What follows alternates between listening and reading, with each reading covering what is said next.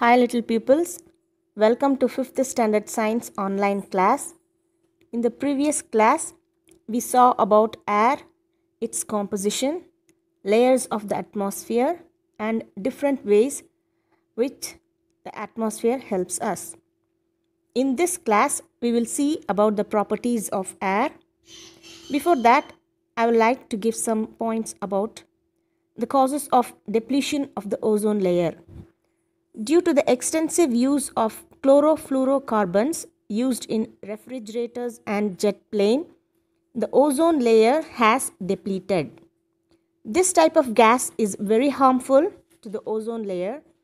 Further use of this chlorofluorocarbon gas may cause complete damage to the ozone layers, which will affect the survival of all living beings on Earth. Also, the pollution in the air is also thinning the ozone layer. So, air pollution has also to be controlled.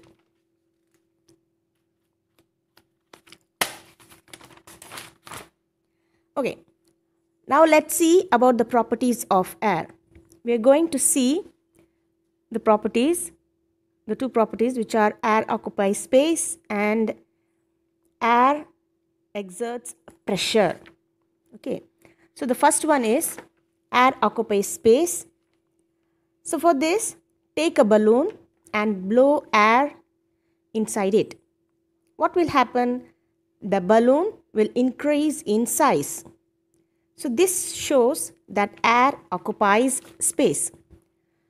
So for this, in the book they have given an activity to prove that air occupies space.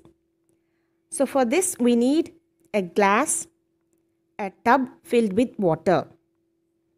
So what we have to do is first hold the glass upside down over the water in the tub and push it down without tilting the glass. Okay, you should not tilt the glass. You should push the glass upside down over the water.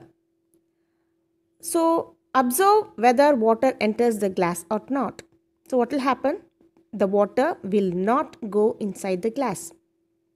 Now slightly tilt the glass and observe what will happen. So when you tilt the glass, the water fills inside the glass. So what does this prove? So this proves that air occupies space. In the first case, you are not giving a space for the air to fill in, but in the second case, you have tilted the glass. This makes the air to go inside the glass, and due to this, water fills inside the glass. So this shows that air occupies space. Now, the second one is air has also weight. So, we do not notice the weight of air because we are surrounded by it. The weight of the air pushes down on everything around us in all directions. So this is called as air pressure. Okay, so this air pressure plays an important role in our day-to-day activities. To know that air exerts pressure, there is another activity. To prove that air exerts pressure, we need a juice can, a screwdriver and a glass. Okay, so first what we have to do is make a hole in the can with a screwdriver. Now pour the juice into the glass. Now make another hole in the same can with a screwdriver and again pour the juice into the glass. What will you observe? You can observe that in the first case, that is when we have made only one hole, the juice will somehow flow. But when you put another hole and pour the juice into the glass, you can see more juice will come out quickly than the first one. So what does this mean? This means that after the second hole is made, the air enters into the can and the pressure exerted pushes the juice out of the can more faster than the first case. So what does this mean? That air exerts pressure. You can try these activities in your home. Okay. Now, if there was no pressure, we will not be able to do certain things. For example, drinking a juice or a water through a straw. So, what do you do in a straw? We will put the straw in the juice and one end in the juice and the other end in your mouth, and you will suck. Okay, so what will happen? First, the air inside will force the juice to come inside the straw into your mouth. So here again air is exerting and pressure. So likewise, filling up of fountain pens, syringes. What do you mean by syringe? Injection. So you have seen that, okay. So and in droppers. So all in these cases, air is exerting a pressure which makes the certain things to be easy for us. So to prove this again, we have another activity, that is to observe the air pressure in the case of a dropper. So what do you need to prove this? We need two things, that is a dropper and an ink. Okay. So what we have to do is first press the bulb of the dropper. So that black portion, isn't it? So you just first press it. So what will happen when you press that dropper, bulb of the dropper? The air inside the bulb will come out. Now lower this dropper in the ink, keeping the bulb pressed. Okay, you should not release the bulb. You should press the bulb and likewise put that bulb inside the ink. Now release the bulb. What will happen? The ink will be sucked into the tube of the dropper. So when the bulb is pressed, air goes out of the dropper. When the bulb is released, the air pushes the water into the dropper. Okay. So when you press the bulb, air goes out. When you release the bulb, air comes in, and this air pushes the ink to come into the dropper. Okay.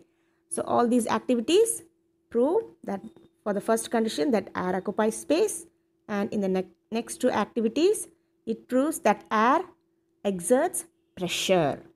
Okay. Now take page number 128 in your science book. Let's remember. Name the gas used for the following. So first one, it is needed by all living things to breathe. So the answer is oxygen. All living things need oxygen to breathe. So your answer is oxygen. Second one, this gas does not support burning. So answer nitrogen. So nitrogen does not support burning. Third one, it is used by green plants to make their food. Answer carbon dioxide. So carbon dioxide is the gas that is needed by the green plants to make their own food by photosynthesis. Okay. Fourth one, it is a colorless and odorless gas used in light bulbs and tubes. Your answer is argon. Okay. So next one, which of these need air pressure to work? So what are those? The first one is the dropper and the ink. The second one is a boy using a straw to drink a juice. And the next one is an injection or a syringe. So these three alone are needed for air pressure.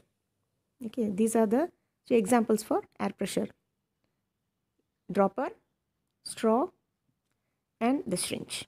Okay, so with this we'll end this class. So the next class we'll see about water. And students, don't forget to read the lesson, which is very important. If you want, you can try these three activities at home and see what happens. Okay, bye.